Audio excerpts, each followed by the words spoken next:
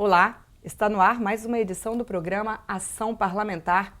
Hoje a gente conversa com o deputado Elcio Álvares, do DEM, ex-presidente da Assembleia Legislativa e presidente da Comissão de Justiça. Olá, deputado, seja bem-vindo ao nosso espaço. Obrigado. Mais uma vez. É uma alegria muito grande retornar, porque eu considero a TV Assembleia um ponto muito importante na visão parlamentar global. Nós aqui, através da TV Assembleia, nós levamos nossas ideias, mostramos nossos debates e, como sempre eu reafirmo, nós temos uma equipe que nos permite ter um orgulho muito grande da TV Assembleia. Portanto, a utilização da TV Assembleia não é um motivo de vaidade, não é um motivo do deputado querer aparecer na televisão. A utilização da TV Assembleia é quase que uma forma didática de passar para o telespectador o mundo real da Assembleia aqui dentro, os nossos debates, a nossa visão de todos esses problemas, sejam problemas do Espírito Santo ou problemas do próprio país e do mundo. O senhor falou de didática, né? E a gente vai falar um pouco de comissão de justiça, um assunto que acaba gerando um certo debate aqui na casa. O senhor é o presidente, o senhor traz a experiência da atuação na Câmara Federal e no Senado Federal. Muitas vezes o cidadão que está em casa acompanhando e o próprio deputado não entendem o papel da Comissão de Justiça. O senhor poderia explicar? Eu já fui à tribuna para explicar o que é a Comissão de Constituição e Justiça. O deputado, algumas vezes, ele reclama do plenário de que a comissão deu pela inconstitucionalidade do seu projeto, entendendo que a comissão pode ter tido em alguns momentos um caráter de aspecto pessoal, de aspecto partidário, de aspecto político. A comissão é eminentemente técnica. Para que nós tenhamos um parecer na Comissão de Justiça, esse projeto passa não só pelo crivo inicial da presidência, que dá ou não o despacho denegatório. Se não der o despacho denegatório, o projeto segue, mas ele fica sujeito ao exame maior da Comissão de Constituição e Justiça. E é importante ressaltar, se o projeto é inconstitucional, ele não anda. A comissão opina pelo arquivamento, vai a plenário, e se o parecer da comissão for recebido, o projeto evidentemente é arquivado. Agora, é preciso destacar, a comissão tem muita sensibilidade nesse debate. E os integrantes da comissão são elementos experientes, deputados que têm realmente uma folha de serviço muito grande prestada à Assembleia e à vida pública. Portanto, ninguém tenha dúvida. Os pareceres da Comissão de Justiça são pareceres técnicos, embasados em fundamentação jurídica e constitucional. Por isso, a gente fica muito tranquilo. Quando o parecer sai da Comissão de Justiça, a gente sabe que nós fizemos o melhor no sentido de avaliar positivamente o aspecto constitucional. Essa questão da Comissão de Justiça, ela gera um pouquinho de problema, mas quando chegam deputados novos à casa, até se acostumar com os limites da competência, né? Até que ponto ele pode legislar. O senhor poderia explicar o que é, então, a constitucionalidade, né? O que é essa competência que gera esses pareceres contrários? Nós temos uma Constituição que foi editada em 1988. Naquela época, havia uma grita muito grande contra os deputados. Eles alteravam o orçamento, faziam despesas que não eram autorizadas pelo orçamento. E então houve um movimento, através de um clamor não só público, mas também da mídia, para reduzir as atribuições, a competência das Assembleias Legislativas. E é interessante assinalar, o texto de 88, ele não foi tão draconiano com as câmaras municipais como é com a Assembleia Legislativa. Então houve uma redução muito grande de competência nossa. O Executivo se fortaleceu em excesso.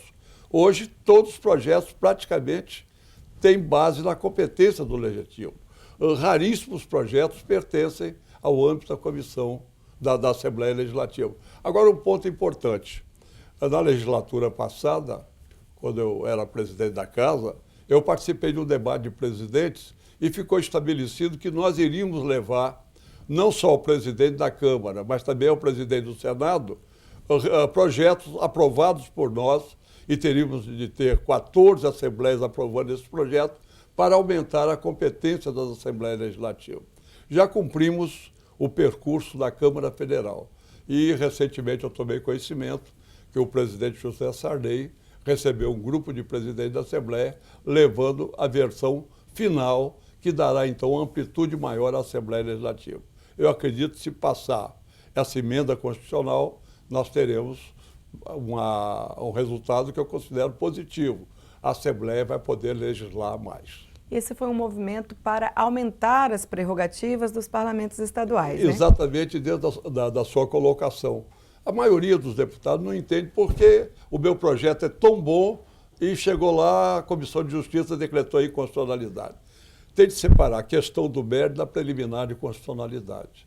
Antes de examinar o mérito, nós temos de examinar a constitucionalidade. E, geralmente, os projetos, ou por falta de competência, ou por falta de ser uma competência originária do Poder Executivo ou do próprio Poder Municipal, os projetos esbarram no linde estreito do dispositivo constitucional. Então, o que ocorre? O projeto é recusado, vai para o plenário, o deputado reclama. Mas meu projeto era muito bom, meu projeto queria ajudar o povo nisso. E eu vi, inclusive, uma matéria outro dia num jornal local, dizendo os projetos que os deputados deixaram de aprovar. E elenco 4 ou 5 projetos, cujo mérito qualquer um de nós concordaria que era um mérito muito bom. Só que ocorre o problema principal. O projeto, no âmbito da Assembleia Legislativa, era inconstitucional e o projeto não podia seguir. Lembrando que mérito, né, para quem não conhece, é o objetivo, né? É a essência do projeto. É a essência, aquilo que o projeto deseja alcançar. Vamos dar um exemplo, para ficar claro. Código Florestal é um assunto de âmbito federal. Se um deputado quiser legislar que tal não floresta pode. tem que ser preservada a tantos metros, não pode. É inconstitucional. Aí o que ocorre? Alguém pode dizer, mas a Assembleia Legislativa ficou contra o interesse da grande sociedade que quer preservar as florestas, quer proteger o meio ambiente. Então é muito importante saber onde é a competência federal, onde é estadual e onde entra a competência municipal. E se esse projeto que está em Brasília ele for aprovado, pode aumentar. Por Aumenta, exemplo, em inclusive, trânsito é uma das questões em que essa... Tem vários aspectos. Transporte, alguma coisa tributária, porque hoje a vedação tributária é quase que total. Nós, por exemplo, um caso interessante, qualquer projeto nosso que determine ao Executivo fazer um programa de educação de trânsito, se gera despesa, o projeto é inconstitucional. E, lógico, se alguém determina um programa de educação de trânsito, o Executivo vai gastar dinheiro com pessoas, com prospectos, com uma educação mais ampla através dos meios de comunicação. Então, é muito sutil isso. Por isso, o grande debate que tem acontecido no plenário. Mas, tantas vezes quantas forem necessárias, eu irei à tribuna dar uma satisfação aos meus colegas e de mostrar esse aspecto entre mérito e preliminar. O senhor falou aí de que gera despesa, o que hoje não gera despesa, né, no mundo de Exatamente. hoje. Né? É muito delicado. Essa colocação é de uma delicadeza profunda. E nós temos um deputado na Comissão de Justiça, que ele está, se eu não me engano, no 5º mandato. É o deputado Cláudio Vereza. Ele assistiu toda essa evolução. E, às vezes, ele fala, realmente, hoje, nós temos um dispositivo constitucional muito férreo em relação à competência da Assembleia Legislativa. Portanto, eu acho que essa questão, por exemplo, da Comissão de Constituição e Justiça, ela não pode fazer cortesia.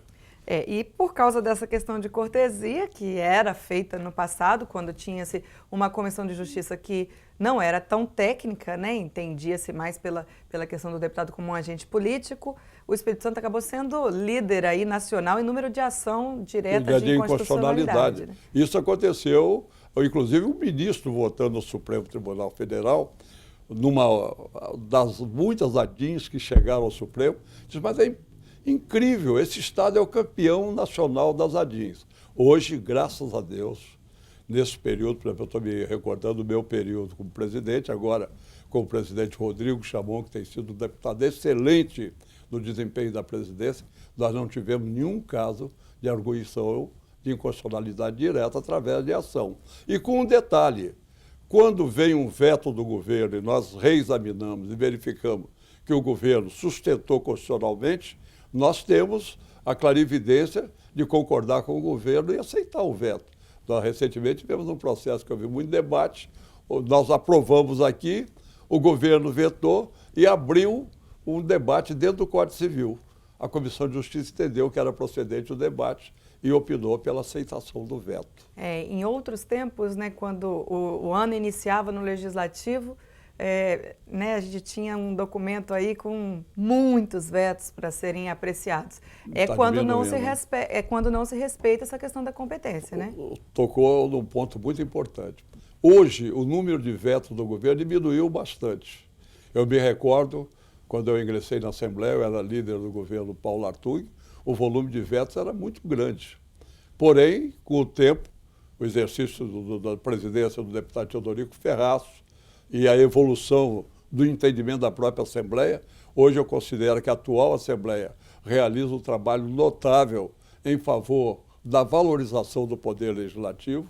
Nós agora estamos tendo realmente um número de vetos muito diminuído. Isso é bom, porque é muito desagradável para o Poder Legislativo aprovar um projeto, o governo veta e nós depois acolhemos o veto. É preferível.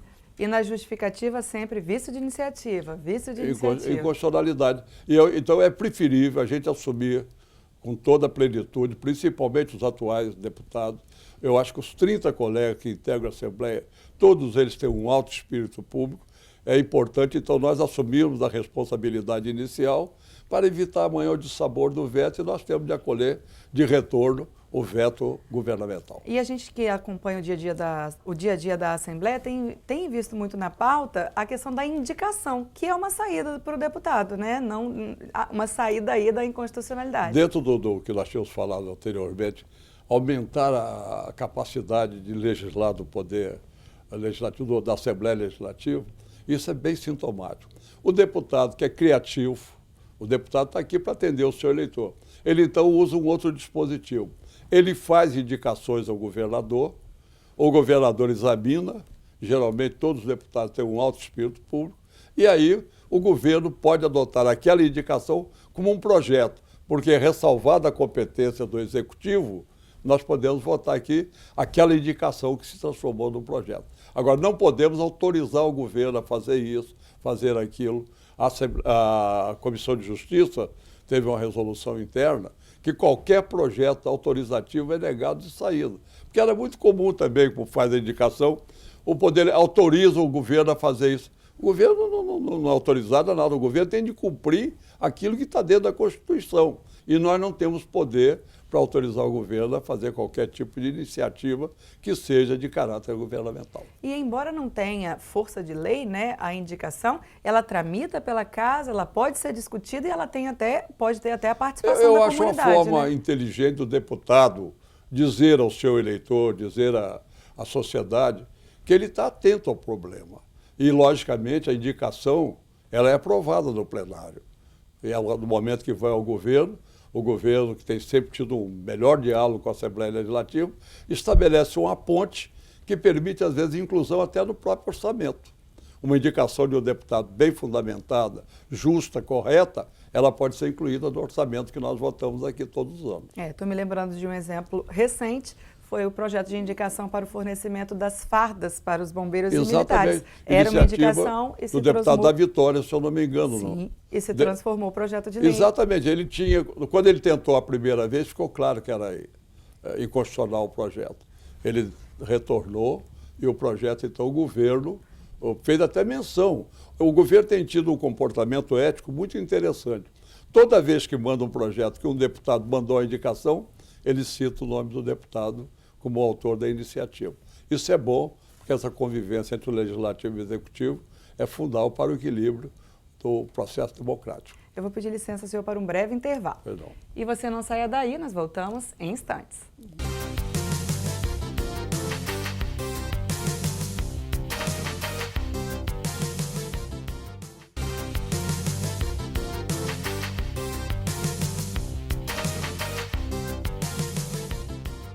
Estamos de volta com o segundo bloco do Programação Parlamentar. Hoje o nosso bate-papo é com o deputado Elcio Álvares, do DEM. Como a gente disse no primeiro bloco, o senhor é ex-presidente da Assembleia e tem aí uma coleção de ex, né, no Senado, na Câmara, foi governador, foi ministro por 2 vezes, líder do governo, e agora o senhor traz um pouco dessa experiência, né, volta a relatar esses fatos que às vezes ficaram esquecidos para que as pessoas dessa geração e de futuras gerações tomem conhecimento de fatos históricos que o senhor fez parte. Por que essa ideia desses pronunciamentos? No ano que vem, eu faço 80 anos de idade. E fui testemunha presencial de fatos muito importantes, não só na história política administrativa do Espírito Santo, mas do próprio país, quando eu fui ministro da Indústria, Comércio e Turismo e da Defesa. Então, qual foi a ideia? Logicamente, todos nós um dia vamos morrer. E talvez o acervo que eu tenho de testemunho desses fatos se perdesse. Me ocorreu a ideia de registrar nos anais da Assembleia Legislativa essas visões que eu tive de vários problemas, que foram problemas até nacionais. E isso me permitiu fazer o primeiro discurso, que foi sobre a terceira ponte, inclusive fazendo revelações que o grande público talvez não conheça. Por que a terceira ponte tem aquela curva? A terceira ponte podia ser reta, ligando Vitória a Vila Velha, mas ela faz uma curva partindo de Vitória para Vila Velha. E aí eu contei a minha conversa com o Figueiredo Ferraz, quando foi o idealizador do projeto Terceira Ponte, ele falou o seguinte: nós temos, o governador, de procurar uma forma de preservar os mangues, a natureza e a própria paisagem. O Convento da Penha é um patrimônio do Espírito Santo. Então vamos colocar uma moldura no convento que não agrida, porque uma ponte em linha reta de concreto seria uma agressão à paisagem. Hoje eu fico vendo, quando eu passo pela terceira ponte e convoco a atenção dos telespectadores, a curva é suave. Eu diria até uma moldura que foi colocada no Convento da Penha. Portanto, não pudemos contar tudo, tanto que nós vamos, ao completar 80 anos, eu quero lançar um livro. No ano que vem eu completo 80 anos. E nesse livro eu vou contar episódios que eu não pude relatar, porque o tempo de discurso é muito curto na Assembleia. Nós, às vezes, não podemos contar tudo. A terceira ponte eu fiquei devendo várias informações. Pretendo compor essas informações para o livro. Mas a tribuna da Assembleia me faculta o ordenamento de um processo de memória. A primeira foi a terceira ponte. E estou me preparando agora para falar sobre o Plano Real. Eu fui participante direto da elaboração do Plano Real, numa reunião memorável no Palácio com o presidente Itamar, com o ministro Fernando Henrique Cardoso, com vários ministros. Ali nasceu o Plano Real. Eu vou contar essa história da tribuna da Assembleia e deixar aqui nos anais da nossa casa todo esse desenvolvimento, com episódios interessantes. No último dia, num domingo, Fernando Henrique, um pouco cansado, evidentemente, ele liderou a equipe, ele chegou a dizer, houve um desentendimento com o presidente Itamar Franco sobre o salário mínimo. O presidente queria que fosse o salário mínimo de $100 e o ministro Fernando Henrique entendia que não podia. Ele chegou a me falar, disse: se continuar dessa maneira, eu entrego o Ministério da Fazenda. Eu tive tempo de falar com a assessora principal do presidente, Ruth Argrives, que era uma grande amiga minha, conversou com o presidente Itamar, e quando reiniciamos a reunião num domingo, às 16h, o presidente Itamar concordou em fazer uma comissão e deixou a questão do salário mínimo de $100 de lado. E a partir daí, Fernando Henrique anunciou, através de um programa de televisão, o que seria o Plano Real. Enfim, essas coisas levam a gente a ter cuidado com o registro que nós estamos fazendo na tribuna. A intenção nossa é proporcionar aos anais da Assembleia uma fonte histórica para amanhã, quando alguém quiser escrever sobre o Plano Real, sobre a terceira ponte e outras coisas mais, poder consultar os anais da Assembleia. Inclusive, deputado, tinha mais de 10 versões para a medida provisória, que seria o Plano Real, né? Exatamente. Para se ter uma ideia, quando nós começamos, nós tínhamos ido a Caxias do Sul, juntamente com o presidente Itamar. Participamos da Festa da Uva. Quando paramos na base aérea de Brasília, Fernando Henrique, com toda a equipe dele, Clóvis Carvalho, o Gustavo Franco, estavam nos esperando. Nós fomos direto para o Palácio. Quando sentamos, o ministro Fernando Henrique anunciou, disse: olha, eu já tenho 12 ou 13 versões e nós vamos elaborar mais algumas versões nesse debate, porque para ajustar toda aquela mecânica do Plano Real, inclusive estabelecer o RV, foi um debate muito acalorado. Inclusive, o presidente Itamar, insistindo em que fosse colocado no programa do Plano Real o salário mínimo de $100, com o qual Fernando Henrique e a equipe dele não concordavam. Esse debate levou um dia inteiro de sábado e uma manhã de domingo. Na época, né, o senhor era ministro da Indústria e do Comércio e o senhor tinha um entrosamento com o ministro da Fazenda, né, e o senhor participava desse grupo que estava criando o Plano Real. Por que a participação do senhor nesse momento era tão importante? A minha indicação nasceu de uma conversa do presidente Fernando Henrique, o ministro da época, Fernando Henrique, com o presidente Itamar. O ministro, que era da Indústria e Comércio, não estava de acordo com o projeto do ministro Fernando Henrique. Então, ele queria colocar alguém que permitisse, depois de lançado o Plano Real, o ajustamento da URV. E nós passamos cerca de 2 meses editando uma série de providências para ajustarmos, através do Banco Central, aquilo que seria a versão definitiva da URV. Veja que interessante, eu participei de corpo presente de todo esse debate. E hoje o Plano Real que está aí, às vezes eu fico me perguntando, será que aquela minha conversa com a Ruth Agrives, uma criatura extraordinária, que era assessora do presidente Itamar, surtiu um efeito que foi o efeito de pacificar todo o entendimento? O presidente Fernando Henrique Cardoso, que veio a ser presidente posterior, graças ao Plano Real, o Plano Real deu certo, e ele se transformou no presidente da República. O presidente é uma das figuras mais iluminadas dessa República.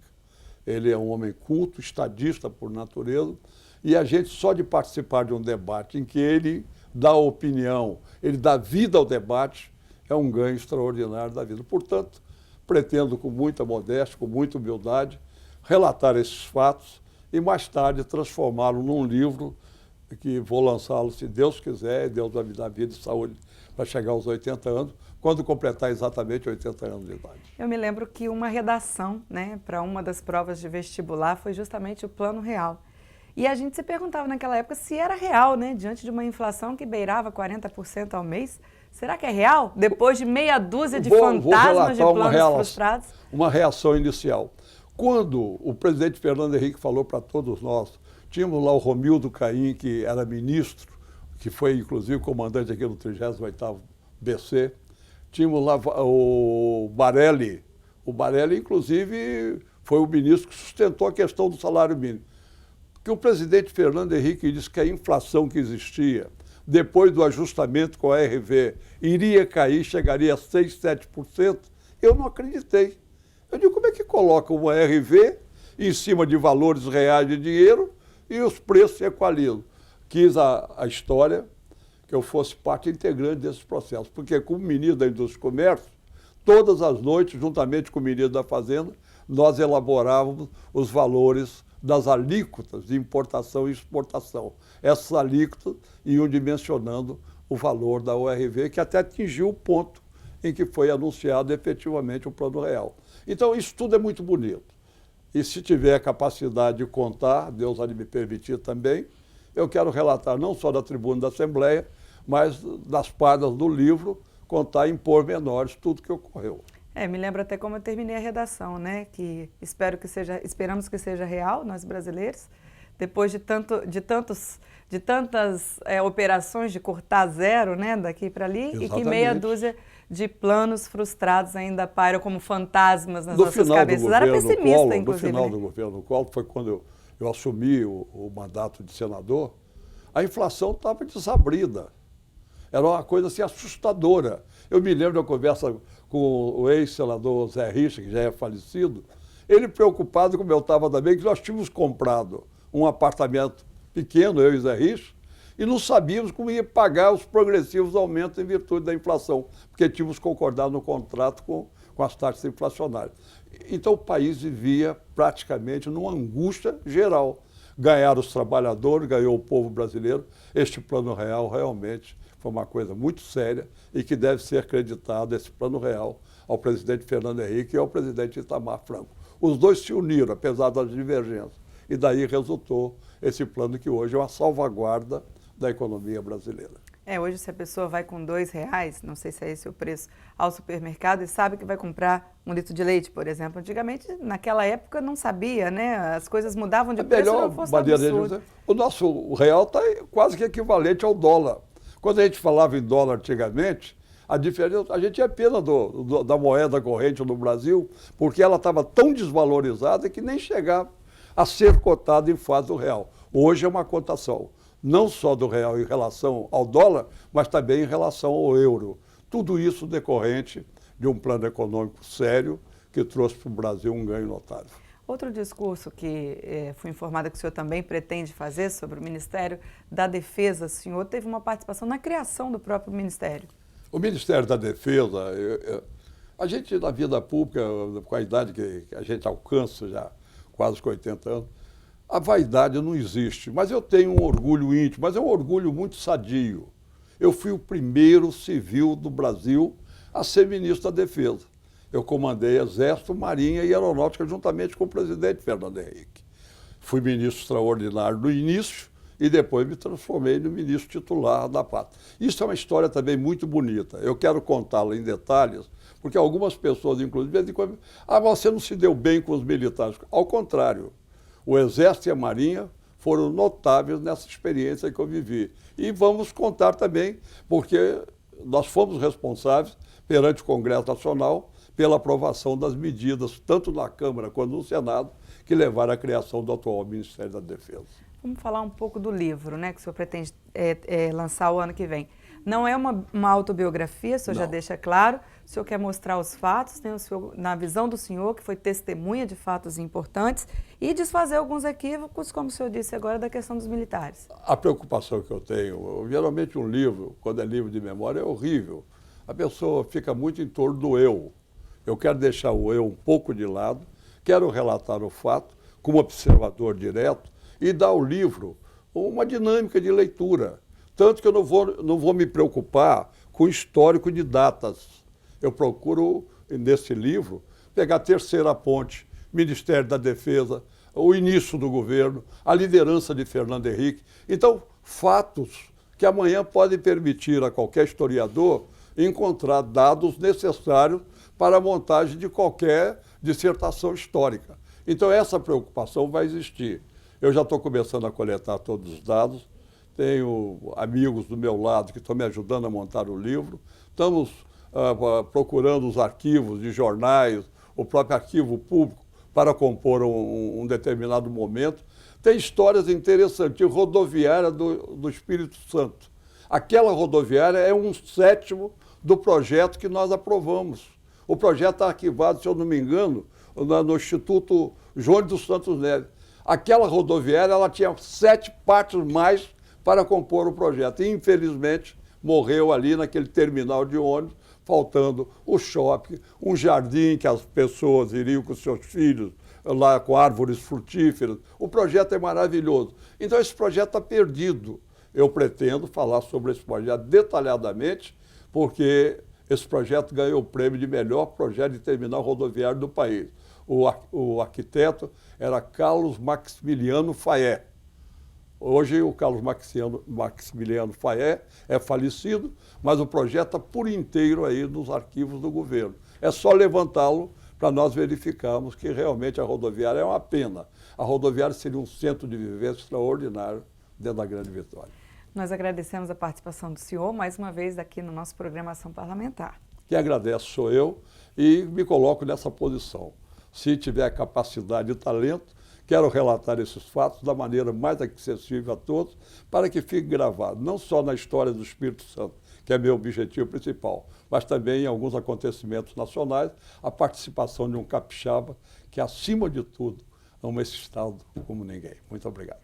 Ok, muito obrigado. Se você quiser saber mais sobre o projeto, mandar sugestões, o contato é elcioalvares@al.es.gov.br. Obrigada pela companhia e continue com a nossa programação. TV Assembleia, Canal Cidadão.